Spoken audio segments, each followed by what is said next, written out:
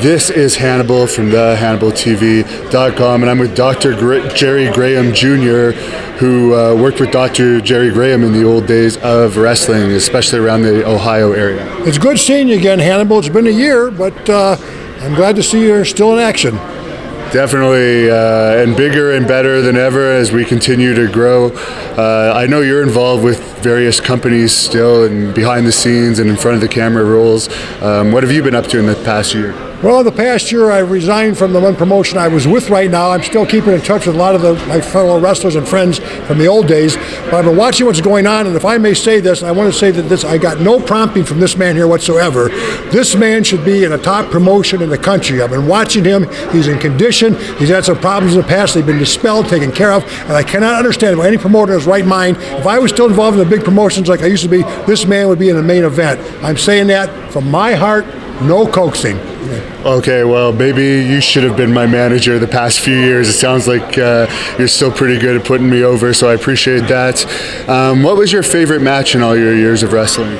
Well, it's hard to say after 30 years of wrestling, but one that got everybody's attention was the barbed wire match we had in Toledo, where we actually wrapped the ropes in barbed wire. We didn't string it around the outside of the post like these sissies do. We put right around the ring. We in and out. It was Chris Carter and myself against against Scott Steiner and Cowboy Rex Bodie. And it was a real bloodbath, and people still talk about it. They took it off of YouTube. Scott Steiner, I guess that was when he was first starting. I started Scott Steiner. I trained Scott Steiner. I'm proud to say that. I'm proud of him, all the accomplishments he made. Scott, if you're listening, your teacher is proud of you.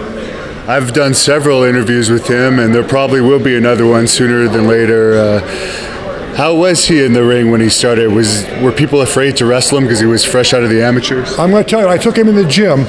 He picked up the stuff so quickly. This is a true story now. I thought they were playing a joke on me. I thought this guy already had experience. I showed him how to do this, he'd do it just right. I showed him how to do something else, he'd do it just right. He was the most natural talent I've ever trained.